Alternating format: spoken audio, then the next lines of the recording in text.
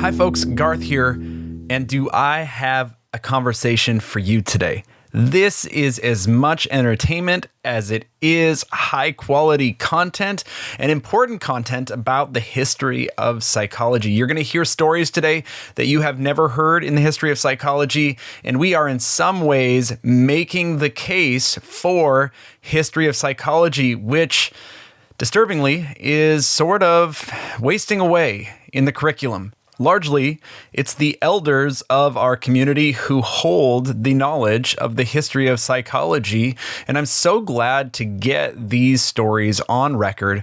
And you're going to hear the passion and the expertise of Barney Beins, Ken Keith, and Sue Frantz, who are retired now from their full-time teaching positions, but have so much to offer in this conversation. My sincere thanks to the Northeast Conference for Teachers of Psychology for providing the space for us to have this conversation and providing a wonderful conference back in 2023.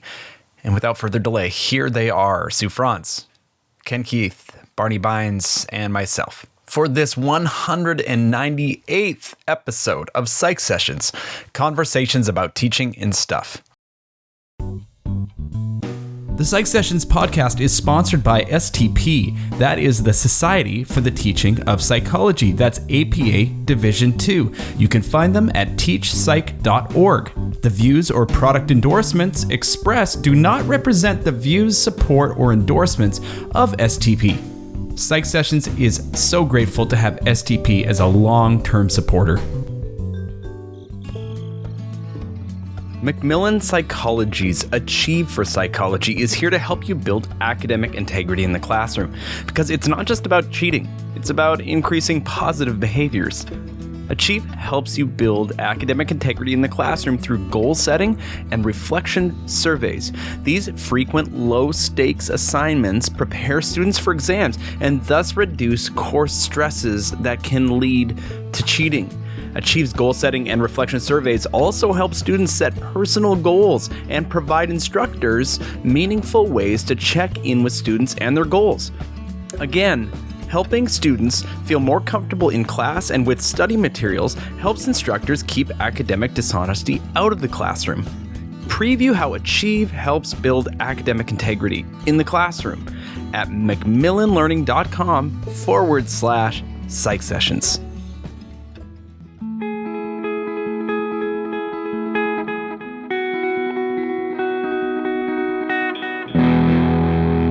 Hi, everybody. This is Garth, and I am in Worcester, Massachusetts for another round of NECTOP, the Northeast Conference on the Teaching of Psychology. Barney, how'd I do? Close. NECTOP. Go ahead. Northeastern Conference for Teachers of Psychology. There it is. I was close. You were not close at all. I was fairly close. Sue Frantz is here to keep me honest. That's my role. Welcome. And also, Ken Keith has joined us from Nebraska to give a keynote talk here. Ken, welcome to this conversation. And thanks for doing this. Barney, how did you come this year to become the director of NECTOP? Well, if you understand the principle of vacuums, nature abhors a vacuum, so something will fill it up. And since there was a need for an organizer, I got swept in. And that's it. Yeah, sort of. Well, the conference started in 1995, I think, at Ithaca College. And I was at Ithaca for several years. And then when I took my 2-year position at APA, NEPA took it over. And so I've always been associated with it, and Ted has consistently been part of it too. But this year, everybody else who had done organizing found better things to do. Well, this is a great conference. I like coming to this conference. Sue, I don't know if you will agree with me, but it kind of reminds me of Tip Northwest compared to all many of the regionals are big conferences, but this teaching conference feels like our people. I don't know. And you've only been here for an hour. Yeah, I've been here for an hour. And in that hour, it feels a lot like Tip Northwest. Well, Barney, when I saw all the people who were on this list, I don't even know when I knew that you were going to be here. I knew that Ted was going to be here. And then I heard through the grapevine that Ken was going to be here, and I thought, I don't get to see this group all the time, and even better if we can get everybody on mic and chat a little bit. So, Ken, you just gave this wonderful keynote talk on fact or fiction, had to do with scientific thinking. How did you come to give that talk today when you're thinking about, are you giving a lot of talks these days? Or I am not. This is the first one in a while. Uh-huh. I actually promised my wife this will be the last one. So we'll see. Well, we got it recorded. If it is actually the last one, I can't imagine, but yeah. So how did you come to this topic for this talk today? Well, Barney asked me if I'd consider coming to the conference, and then we talked a little about what would be a timely issue. And given everything happening in the political world and controversy about fake news and all that sort of thing, it seemed reasonable to think we could talk about misinformation and how do we judge it, that sort of thing. Yeah. Dave Myers and I had a recorded conversation a couple months ago about introductory psychology. And I think this is accurate when he said it's the one thing. What you talked about today is the one thing that students these days need to know. It's the most important thing that we can give them in introductory psychology if you had to pick a thing. And yeah. Well, if they can have the skills to judge what they read and what they hear, that'll take them a long way because it generalizes across all kinds of things, not just psychology and other courses in life. Yeah. Yeah. Great skill. Well, I didn't want to just talk about psychology. I kind of knew that you are friends who are meeting up. There's a lot of history here. You all know each other before I got into the teaching of psychology world. You had met years before. So I thought we would just kind of catch up a little bit and talk about, what retirement is like, what it's like to be back at a conference, what's like a check-in with Barney. Barney, are you retired yet or what's going on? Last spring semester was my final teaching semester. So I'm footloose and fancy free, except for organizing a conference and various things. Yeah, yeah. And what's that felt like in the short term that you've been doing it? It's been nice. Yeah. The biggest single benefit is no department meetings. So you like your department meetings when you were in them? When I was in them, yeah. But then I enjoy most things I'm involved in. And where are you at with retirement? You keep taking on new jobs. Yeah, I also officially retired actually in September, but the last class I taught was in the spring. And yeah, so I'd been saying I was semi-retired, and at some point I realized that was all just total BS and I'm just differently employed. Yeah. Is that what it feels like? Like are you still doing things? You're writing, gentlemen? Well, in fact, Ken and I were working on a history book. And for various reasons, it got derailed. I'm still thinking, do I want to resume? And I know, Ken, you have reluctance. Yeah, Barney and I said we stopped work on this book, which we were discussing with the Cambridge Press. And I was 2 or 3 chapters into a book on cultural aspects of intellectual disability with the Oxford Press and decided it was feeling too much like work and stopped. So I joked with Barney, I might be the only living person who's quit book projects at both Cambridge and Oxford. But I'm really trying to start to phase out as best I can, get off a couple of boards, and I'm going to continue to edit the series on psychology and culture for the Cambridge Press, because that's really a lot of fun. I meet a lot of interesting people, vicariously at least. I don't usually see them face to face, but I'm in touch with a lot of interesting people around the world. And so that's good. But I'm trying to phase out. Yeah. And when we were working on the history book, it wasn't work. I just enjoyed pretty much everything about it. And in fact, the one thing I didn't like was we had to redo the prospectus to meet Cambridge's requirements. And I think we were both sort of burnt out by then. But, I liked reading all of the background material and learning all of these strange things that only I and probably you three in this room would be interested in. And I'm not so sure about those two. Like the fact that Leitner Whitmer's uncle, who provided a significant amount of money for the church they belonged to, was kicked out of the church because he put springs on his carriage to make the ride more comfortable, and that was considered a little bit too frivolous. Wow. Well, this is the good stuff I was hoping we were going to get out of you today, Barney. No, but I'm serious. I don't know if you had a chance to listen to our interview with Ludi Benjamin this summer, but we interviewed Ludi or Ben, and it was interesting. I can't remember if it was within the conversation or afterwards, but he had a real concern about the future of the history of psychology. What do you all think about the history of psychology and the way that psychology, either curriculum or interest, is going these days?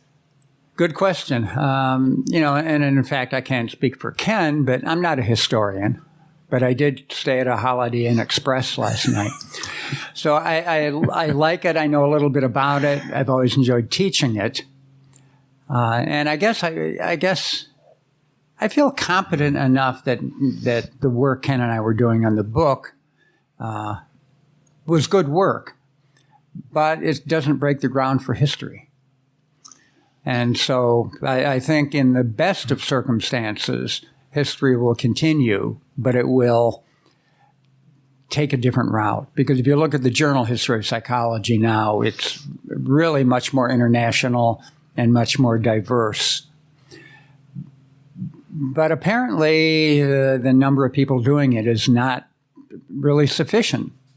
And I know at the Division 26, an APA, Society for the History of Psychology, we're having a devil of a time finding people who are still alive and willing to become president. Mm. Yeah, that was, I think now I'm remembering some of my chat with Ben, and he said people trained as historians. That's right. Basically don't exist as much as they did a decade ago, 2 decades ago. Like Barney, I'm not a historian, but I'm interested in history. And as I get older, I'm more interested in history. I mean, I think that's a part of the problem is that people who care most about history are people who are ready to retire. But I think also with all the changes that have come in expectations for curricula and things like that, lots of schools no longer teach history of psychology. It's been, I think, sort of a dying course in terms of the frequency with which it's offered around the country.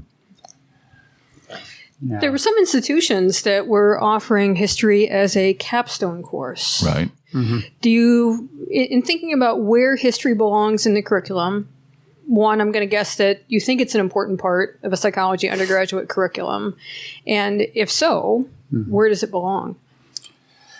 Well, yeah, it's interesting. At Ithaca, I used to teach it as a senior seminar for a long time.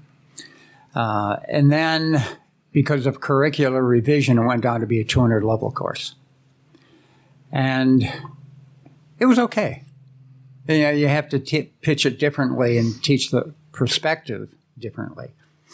But I was thinking it actually goes along well with the idea, Ken, that you were talking about in your presentation today. And that history is not, as some people have said, one damn thing after another, but rather it's a set of ideas that develop for a reason. And so I think understanding why psychology developed as it did and why the theories are as they are is important for understanding the dynamics of thinking about things. Mm-hmm. Yeah, I'd agree with that. As for where it fits in the curriculum, I think it could be any number of places, but it needs to be tailored to where it is. I mean, I've had intro psych classes where students got a real kick out of some of the historical stuff if you find a way to make it appealing and interesting to them. And maybe you do it in a different way if it's a capstone where the students have enough experience that they can reflect on their experience in the context of history. There are wonderful stories in the history of psychology. and some of them are funny. Some are eye-opening. I mean, for example, every student hears about Terman and the gifted students and the termites and all of that. I don't know whether anybody teaches about the racist and biased things he wrote in the teens in the early 20th century. But students who have some awareness find it really interesting that this guy was complex and not exactly what he's often portrayed to be in the books that they read. Yeah, I'm actually hoping to get some of these stories from you. Ken, you were joking today about, about ignorance being, a valuable piece of, being scientific. And I am as ignorant as anyone in lots of different ways. But one of the ways I'm ignorant is in the history of psychology. I never took a history of psych course. I've never worked at an institution that has taught the history of psychology. And so I have thoughts about it, and having spoken to people who teach it, I know that they love it. So, maybe can you give us an idea for folks who are listening, who are in my situation, the history of psychology has been limited to like a couple paragraphs in an introductory psychology textbook. What sorts of, and Sue, I know you can contribute here as well with some stories that you've been looking into that you're going to be talking about in your talk today. But what are some of the stories, or maybe first, before we get into the specific stories, what does the curriculum look like? Like, what is the, what is the start to the beginning to the end of a history of psych course generally? It depends. Most schools, I think, in this country have taught it as Western European and North American history, starting typically in mid-1870s in Germany, and then moving forward here as Titchener came to this country, and of course everybody knows about Wundt's and that sort of thing. What Barney and I were trying to do in the book that we started and then hesitated on was do a more broad, sweeping kind of approach, including culture and a longer history. For example, there were Chinese people centuries ago who were doing what we would call testing and placing people in jobs and things like that.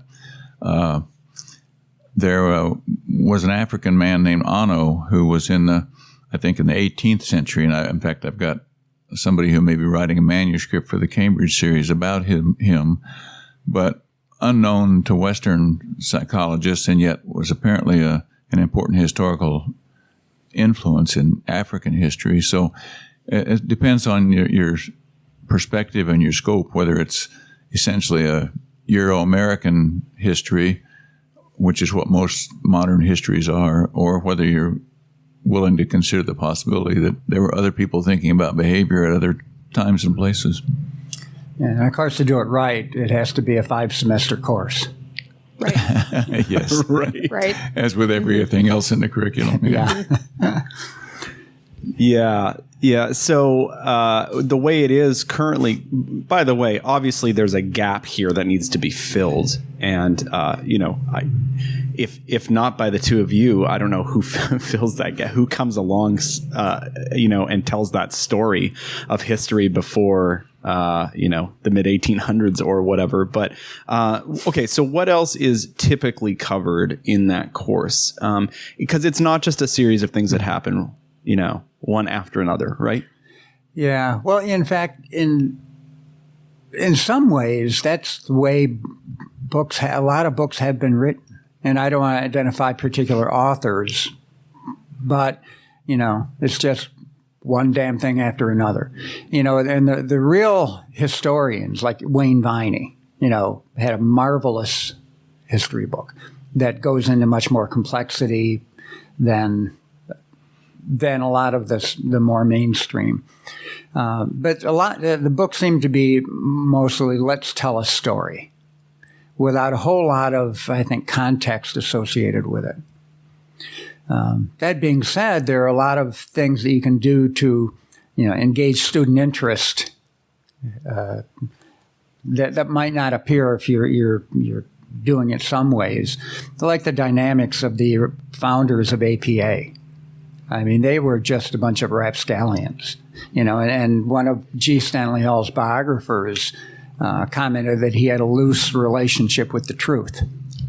And he didn't go to the second APA convention because people didn't like him, and he knew that. And so there are a lot of these little histories that are embedded in it that sort of make the people into real people. But of course, you have to build in why the ideas develop and what are the ideas, along with the soap opera. Folks like Terman, we've talked about. There are others in the history of psychology. There's been some controversy lately because these histories come to light that these people were complex and had views that are completely unfavorable now, unacceptable, and did probably some terrible things. Whatever those histories are, do you ever sit back as somebody who loves history and just consider, should their names be removed? I don't want to corner you if you don't want to talk about this because it's kind of a controversial topic. It's an important topic. But it is. Okay, so you've done some thinking about it. Well, I don't think I have never thought at all that anybody should be taken out of the history of psychology. We just need to tell an honest history. For example, Henry Goddard worked at Ellis Island in the pre-World War I era, started testing immigrants, and then decided that he didn't really have to test them, that he could eyeball people and determine if they were mentally deficient. And he was trying to reject about 4 out of 5 Irish and Russian and Jewish people. But what we never hear about is that in the late 1920s, he sort of changed his view, and I think understood that he had been very wrong.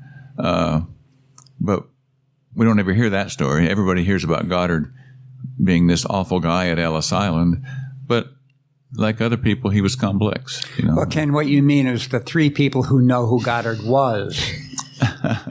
Yeah, I was thinking earlier when you were talking about the stories and how things have changed. It used to be a good trivia question to say to a student, what was Zygarnik's first name? But today, it'd be a good trivia question just to say, who was Zygarnik? Right. Because nobody knows anymore. Yeah. It was Bluma, by the way. Yeah. Bluma. Yeah. I was going to guess that. Okay. And do you know what Lickert's first name is?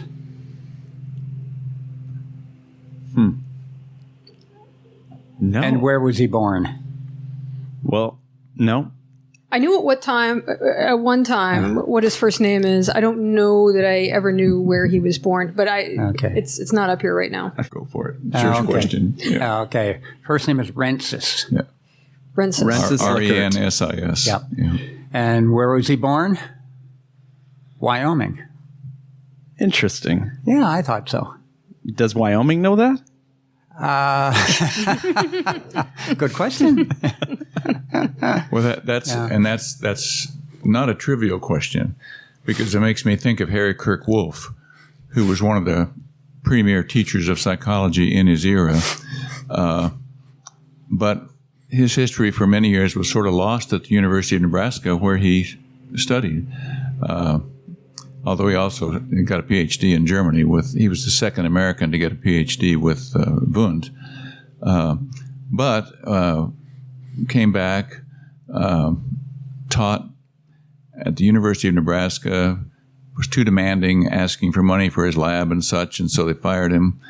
He taught in high schools for a while.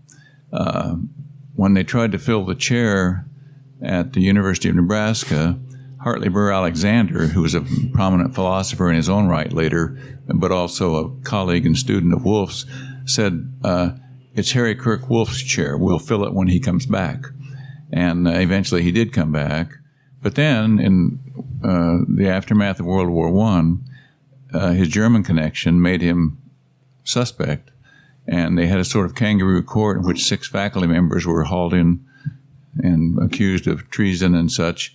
He was not found guilty by this kangaroo court, but died shortly after. And Ludi Benjamin has interviewed descendants of his, and his family always thought that the stress of all that provoked a heart attack, and or some similar event. And but that's the sort of thing that for years, until Ben wrote a book about him, the local folks had no clue. That had been lost to local history. It's a terrific book too. It is, yeah. Yeah, I think he's really proud of that work too, and should be. I think there was a lot of effort that went into writing that book. Well, and a lot of us would not know the story of Harry Kirk Wolfe without Ben's work. Yeah. Yeah. Sue, what do you want to add to this conversation, or do you want me to throw questions at you? Well, I'm trying to sit over here and not be snarky, so mostly I'm biting my tongue because this isn't an appropriate venue for being snarky, at least not at this point. I am thinking, however, that the history of psychology book that I want, what keeps coming to mind for me is science journalist Sam Keen has written a book. He's written several really good books, but my current all-time favorite of his is The Tale of the Dueling Neurosurgeons. Highly, highly recommend it for any intro psych instructor who does not feel comfortable with the biopsych chapter. Absolutely read this book. And I know that you've taught with this book. Yep. So he talks a lot about the history of how we came to know about different parts of the brain. That's essentially what the book is. And that's the history book that I want for intro psych. I want, from the neuroscience chapter, give me the stories of who these people are, how they came to investigate what they came to investigate. For the memory chapter, do the same. I want the background story, and I want the people. I want to humanize it. So as an instructor, I can reference that. As a textbook author, I can reference that, and I can tell some of these stories and make the people real. And I love that you're talking about the history of psychology is much more than the history of Western psychology. So to bring in some of those people, let's bring in whatever the time period was in Japan, where if you wanted to be a civil servant, you had to take a test. So let's talk about that in the context of testing and reliability and validity. So as an instructor, that's the companion book that I want for me, and then to give to my students, to give them an opportunity to learn more about the background, and that these are just people. Ken, you mentioned in your talk that you had a student who was reluctant to email an author. Like, they're not going to listen to me. Well, sure, email them. And I recently had an exchange with a faculty member on the STP Division II Teaching of Psychology Facebook page who came across something in a textbook that they thought was wrong, and they were reluctant to bring it up with the author because they thought that the author would react defensively and come back at them, and then their reputation would be destroyed. I'm like, okay, hold on. Back up. No. As an author, I want you to tell me. If I screwed something up, I want to know that. I want to fix it. Yeah. Well, if an author does respond in that negative way, so much the worse for the author. I mean, it's... Agreed. Any reasonable scientist is going to be interested in another point of view and the possibility that they might be wrong. So you bring up an interesting point, and that is we have these psychological scientists, researchers, faculty members, teachers who are authoring these textbooks, and it does take a person with a special ability to write. And to write history, maybe even in this case, to tell those stories. I mean, that Sam Keen book, it grabs you. Those stories, I mean, they're unbelievable. I used it in a biopsych class as kind of like one of my books in there to just make it more accessible for students. And I'll tell you, they remember those stories better than they will remember some of the diagrams that are in a traditional biopsych textbook, right? Because they get in you, especially when they're really well told. I don't know if here's a question in there, which is how who's writing this stuff? And, do we have the right people writing down these stories who have the ability to pull out what Sam Keen did as a professional writer, right? Mm-hmm. And then I guess you've all written and write. So how do you feel like you were prepared to write psychology for students and readers who weren't students? For me, what a lot of it comes down to is, what do we want our students to learn? And this goes back, Ken, to your talk, is that facts are pretty much irrelevant. They're not irrelevant, but they do disappear after a while. Facts have half-lives. Right. Yep. But the ability to think critically, I think in doesn't psychology, have a half-life. the estimate is the half-life of facts is 7 years. Yeah. In physics, it's like 10 or 12. Yeah. So it's not just psychology. And so the question is, when you write a book, how do you want to structure it? And a lot of it is determined by the publishers. A long time ago, I read that the best place to put a fast food franchise is right next door to another fast food franchise. And the best way to get your intro textbook published is to make it look like every other intro textbook. And so I think publishers are not going to be willing to entertain the idea of, let's do this interesting stuff, unless the mindset changes about what we want our students to know. And I'm not going to blame the publishers on that. They're really the middleman. True. Reviewers, right? It's the reviewers. Yeah. I blame us that we say, I teach this, therefore it needs to be in the book. And so from a publisher's perspective, well, they're saying that. So if we take it out or we put in something different, people aren't going to adopt the book. And I think they're right. Yeah. I've often argued that the world was not divided into semesters and academic years until we said it was. I mean, that's a social construction that we've chosen to implement.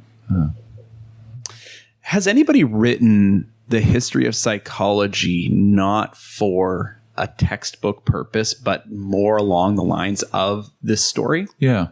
There's a book called The Story of Psychology. Morton Hunt? I think so, yeah. And it's a big book, but it's not necessarily written for psychologists, although I've read it and used it a lot as a source to lead me back to other things, but it's pretty comprehensive and readable.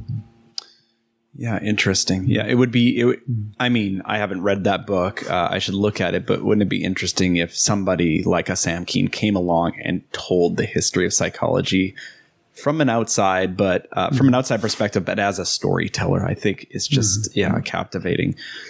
Maybe we should email Sam Keen and suggest it. Maybe we should. Yeah.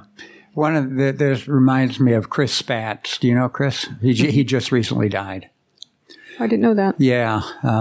But he once was giving a talk, and he was not a trained historian, but interested in the history of psychology. And he said that one of the differences between him and real historians is that historians are able to focus on a topic and ignore the really interesting stuff. Yeah. And so if Sam Keen were to write a book, and this is not to denigrate him because he have different audiences, he would write about the interesting stuff.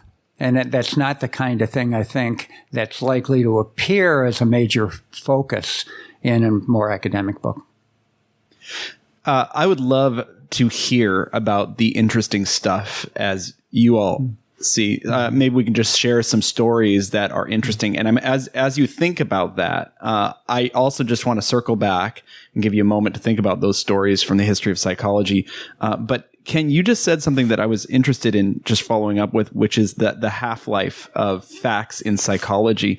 Can you just say a little more about that? I imagine it has something to do with the nature of that science changes and adapts and evolves. Sure. Yeah. That's exactly what it means. And if that's true, it means that in 7 years, half of what we think we know may not be the case.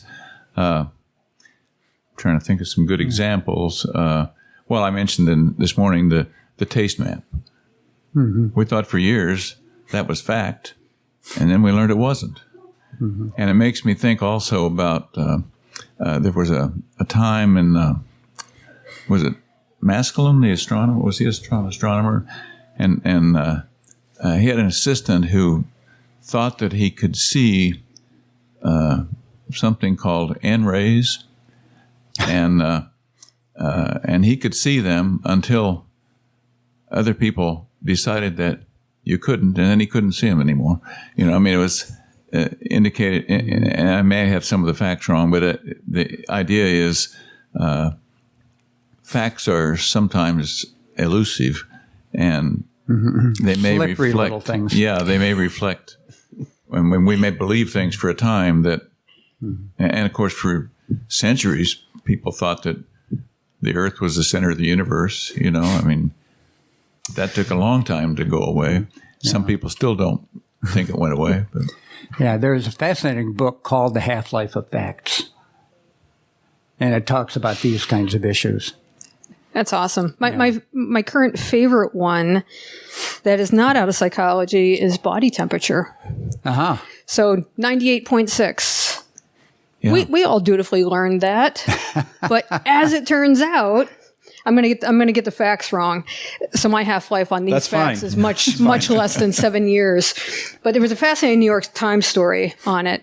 And now I'm not even sure it was a New York Times story. It doesn't matter. Just tell the stupid story. So this guy took body temperature measurements back in the late 1800s, early 1900s. Like a million of them. Yeah, like 25,000 people, a million different measurements, and averaged them 98.6. Oh, yes. And he was using a thermometer that was like a foot long, and it went under the armpit, and that's where our 98.6 come from. I'm like, you have got to be kidding me. That's it. And nobody thought to take a look at it since. Yeah. So our body temperatures now are running lower than that. But the question is, are our body temperatures really getting cooler, or was these measurements just a little extra high? Part of it was where it was being measured, but part of it too, some people posit that during this time period, lots of people were basically running around with inflammation because healthcare wasn't what it is now. Wow. So were their body temperatures actually higher? Was it a side effect of measurement? But in any case, what they're now saying, what some people are arguing, is we should talk about body temperature as a range, like we do with absolutely everything else regarding the human body. Todd Rose, former Harvard faculty, wrote a book called The End of Average, where basically he studies the science of individualism and argues that average is very rarely helpful or accurate. Tells this great story about I can contribute something from history. That's great. Here we go. Like post World War I, I don't know if it's accurate, but post World War I, we had the best planes. The United States had the best planes in the world. They had the best trained people in the world flying those planes. And these planes were going down all the time. On the worst day, 17 planes went down, and they couldn't figure out what was going on. And they wondered, have people changed since before World War I so that they're not fitting in the cockpits very well? And so they did all these measurements. I can't remember how many physical measurements. They got tons of men, and they took measurements of like their thumb to finger length and their ear to nose length and like many measurements. And then they plugged all that data in and, spit out the average person, and then started building cockpits for the average person, which may have changed since, a couple decades earlier. And, that didn't really work. No individual fit all of those average measurements. In fact, no one fit, I think, even like 3 or 4 of them because the average just didn't exist. And so then he scales up and talks about eventually education and how the whole system kind of doesn't work because of the way it's based on averages. But yeah. But why were the planes going down? Well, because people weren't fitting well into because the they weren't. cockpits. Okay. So what they did in the end, I should finish the story. What they did in the end is they did what they did to your car, which is put slides in it and make everything adjustable for the pilot, and then it solved the problem. So, yeah, it's a really great book if folks want to check it out. That also illustrates that sometimes we overlook the obvious in science. In the late 70s, I worked for a short time on a project as a consultant for the National Heart and Lung Institute, and they were investigating an anti-cholesterol drug. And people were dropping out of the studies all over the country. It was a big multi-centered study. And so I went to Washington with 2 or 3 other guys to look at this because they were starting to think it was a behavioral issue somehow. And they thought that the thing had a kind of an unpleasant texture. It was something you mixed in warm water or something, and it had a kind of a sandy texture. And they thought, well, maybe that was it. It had a bad taste. And eventually what we found was that people were dropping out of the studies because all the research centers were big medical centers in big cities, and people couldn't find a place to park. And so they dropped out of the study because it was a pain in the rear end to participate, Didn't have anything to do with the drug.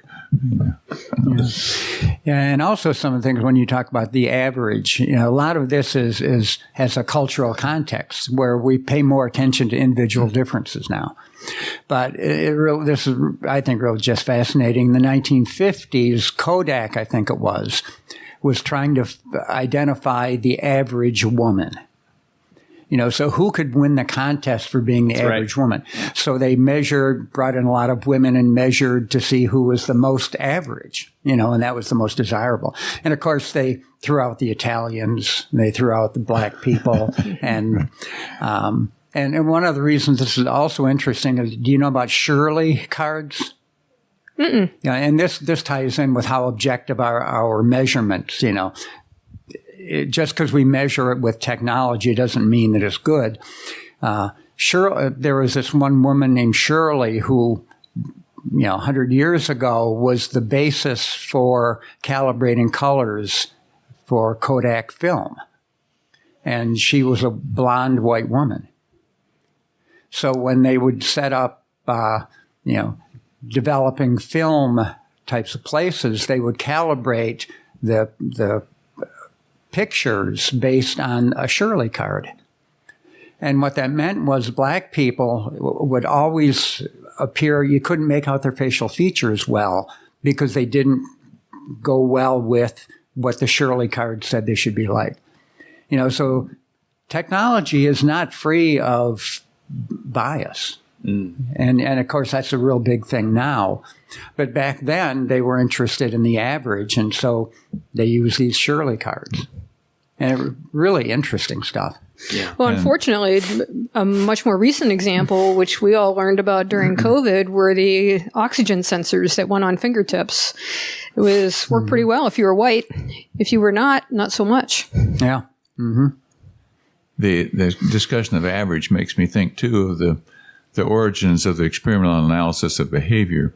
The Skinner basically gave rise to that field, but they started new journals. In 1968, the Journal of Analysis of Behavior, a Journal of Applied Behavior Analysis, because small n studies that looked at precise manipulation of variables in individuals couldn't get published in the mainstream journals because they didn't have statistics, they didn't have randomly selected groups and all the other stuff that goes with that. And so the focus on the average forced a change in a whole branch of behavioral science that might not otherwise have existed, What are some of your other favorite stories as we kind of get into the last, 10, 15 minutes? What are your other favorite stories from the history of psychology that you enjoy telling, you think are neat, students find them interesting? One of the things that I like, because it has broader implications, of course, than just the question, and I offer students in class extra credit if they can answer the question correctly, which they never can, and I know they're not going to. But the question is, what was Sigmund Freud's name? And of course, on his birth certificate, it's not Sigmund Freud, it's Sigismund Shlomo Freud. And the reason that I think turns out to be important is because of the fact that he was Jewish and that had implications. Shlomo was a quintessentially Jewish name that was used in anti-Semitic jokes.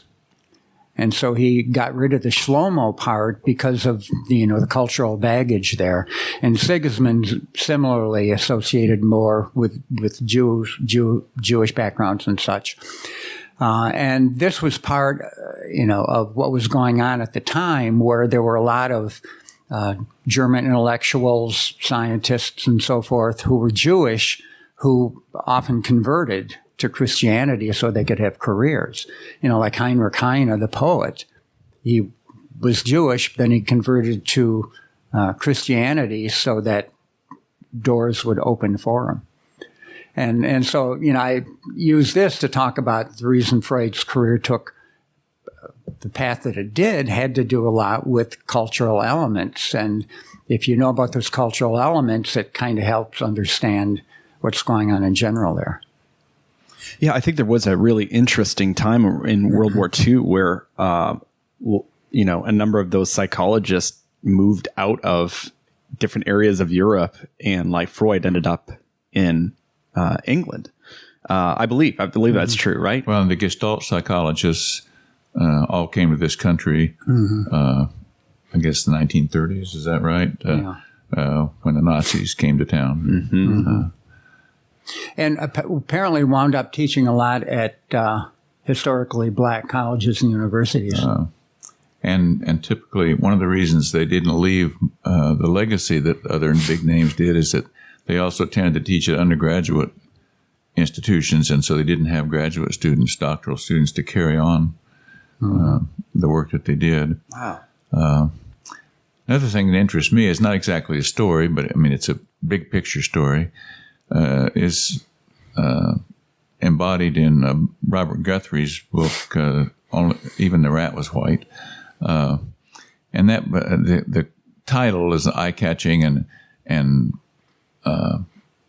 makes a point about who participates in research and that sort of thing. But the more important part of that book is that he details the contributions of a lot of African-American psychologists who were contributors that never appear in history of psych books or that nobody's ever heard of, but they should have. Yeah. And he tells interesting stories about his own time as a student. He went to, I think it was Florida A&M University, which was a historically black university. He played in a marching band. They wore uniforms that were cast off by the University of Florida. When they got new uniforms, they gave the old ones to his school. Wrong school colors and all that, but they wore them and they played in the marching band. They were uniforms. Yeah. Mm-hmm. Sue, I think you are holding a couple of stories that you tell. I think you write about them in your intro psych textbook, and I think you're going to share them with our audience today. But since they're not here right now, how are you not only bringing the history of psychology to students through your writing, but also kind of the untold history of psychology in some ways of kind of marginalized groups? Where are you seeing that as you're kind of doing research and writing your book right now? So for a number of years, I had been talking about, well, what is it that we need to talk about in intro psych? And the traditional history, I'm not convinced that for intro psych students, the vast majority of whom are not psychology majors, that the traditional history is valuable to them. Psych majors, whole different story. But for students who are going to become police officers or healthcare workers, what is it that they need to know? And I frame this as, what does my neighbor need to know? So what does my neighbor need to know about the history of psychology? So I sit down to revise this textbook. So I'm brought on as junior author. The revisions are all mine.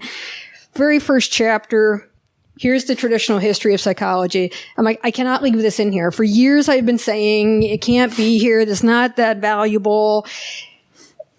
So I tell my publisher I'm planning on taking it out. I send him an email, and immediately I get an email back saying, do you have time for a phone call?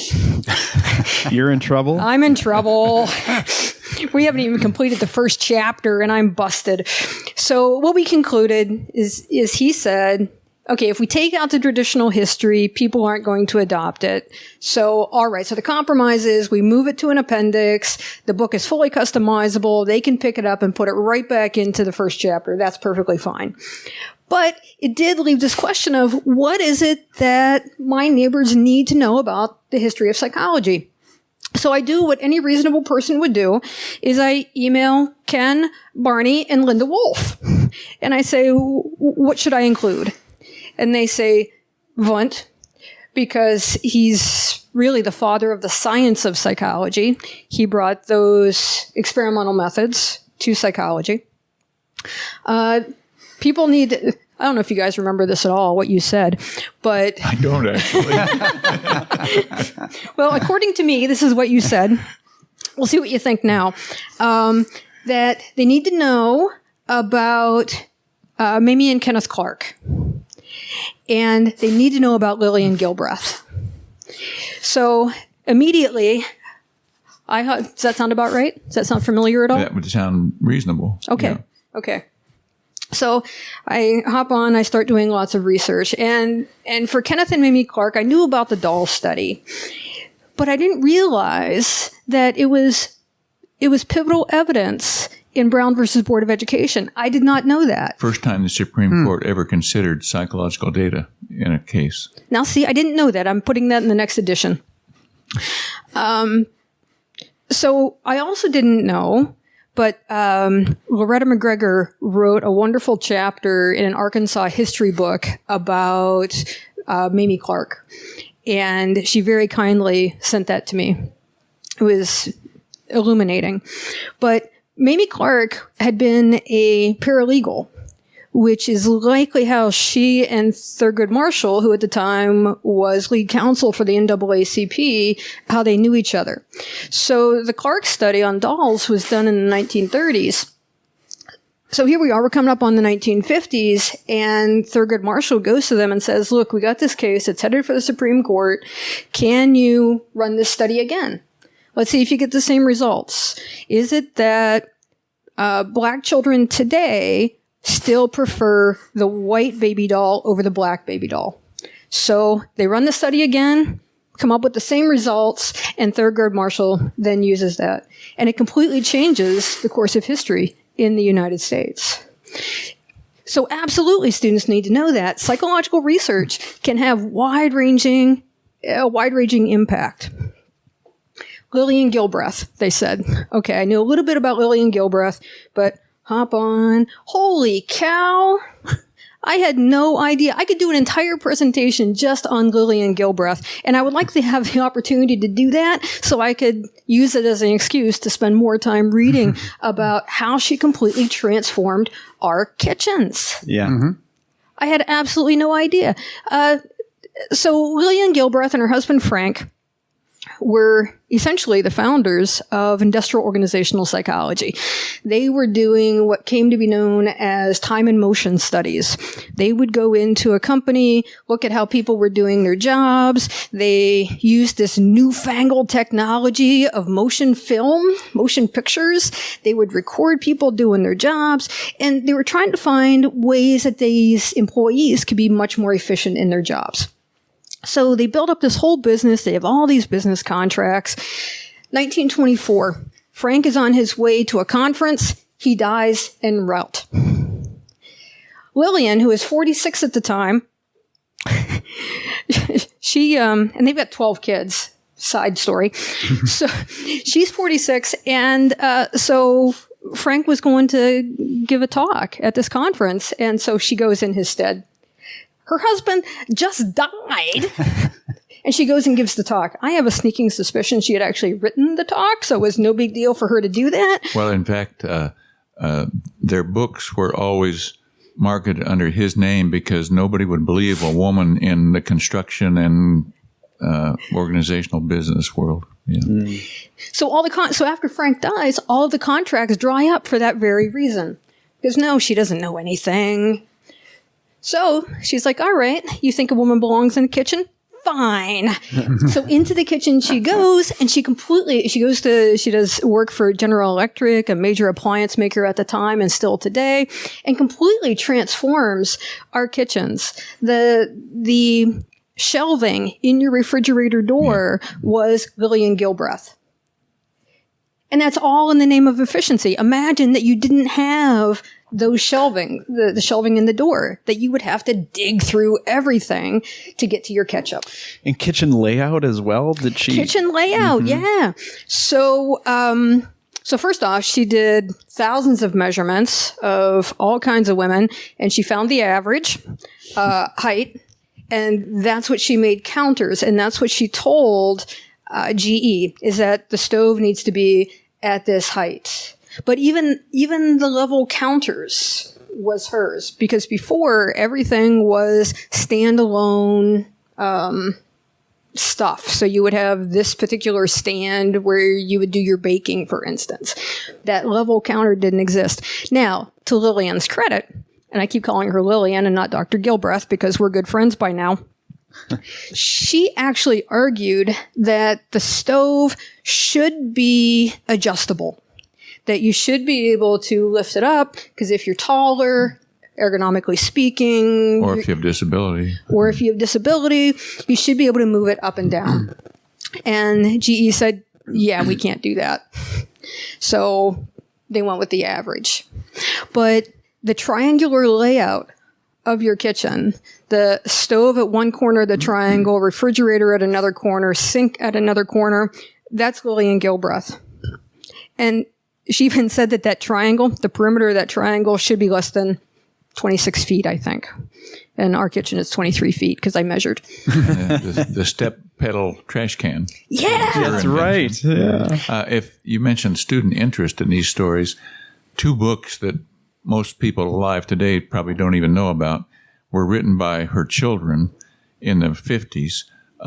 One is called Cheaper by the Dozen, nothing to do with the Steve Martin movie.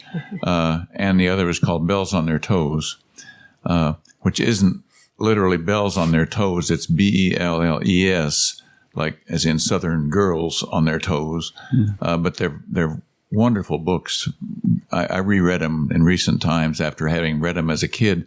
And when I read them as a child, I had no idea that this was anything other than an interesting story of a big family.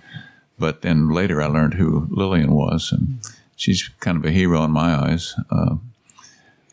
But anyway, the students would get a big kick out of those books. And I think they're still available in print, newer editions. She also did research on sanitary napkins. Okay, I did not know that. Yeah, really fascinating because women had not done any research. So it was survey research on what did women want and that kind of thing. Because the contraptions that women used prior to that were just contraptions. monstrous. Yeah. And so she came up with a report, and Kotex, went for it and, made a big difference in a lot of women's lives. See, I want to present on that. Yeah. That's what I want to do. I want to do a whole thing just on the Lillian Gilbreth. I recently gave a talk where I talked about Lillian Gilbreth, and I just got blank looks back. Like, this was not somebody anybody had ever heard of. But I do write about her in the intro book, and I had a student who... So this was for an online class, and the students have a weekly discussion board where one of the things that they're asked is to pull something interesting that they found out of the chapter and write a little bit about it. And my student said that she was absolutely fascinated by the people, the Clarks, and she said especially Gilbreth. And the student went on at length about that and said, I'm not going to get the quote right, but essentially she said, when I think of psychology, my mind narrows to a few things. And reading about her really made it clear to me that psychology is much broader than that. And she totally got what I was after, that I'm going to introduce psychology to you, and I'm going to show you what kind of impact psychological research can have on our lives and has had on our lives. And now, every time my students walk into their kitchen, I hope that they think about psychology and think about Lillian Gilbreth just like I do. Yeah. Yeah, I give my students a reading assignment in the history class about the sanitary napkins, and the women are fascinated. The men are probably puzzled. But there is an online thing called the Museum of Menstruation that has her report in it as well as a lot of information. Yeah. Wow. Well, I knew that this conversation was going to be a little magical as we kind of reach back into history psych, and it did exactly what I was hoping it would do, which is, I think for anybody listening, giving us new ways to tell these stories, maybe to our students, or giving us new stories to tell. And so anytime you want to podcast is great. If you don't want to do your book, you can just record yourselves talking about these stories, We're good at that. Yeah. Well, you maybe ought to Some think of them about are true. it. Thanks so much. It was worth the 3,000-mile flight to come and hang out with you all for an hour. And it's really, really nice to see you. So enjoy your neck top, and thanks for having this conversation. Oh, Thank you, Garth. This is wonderful.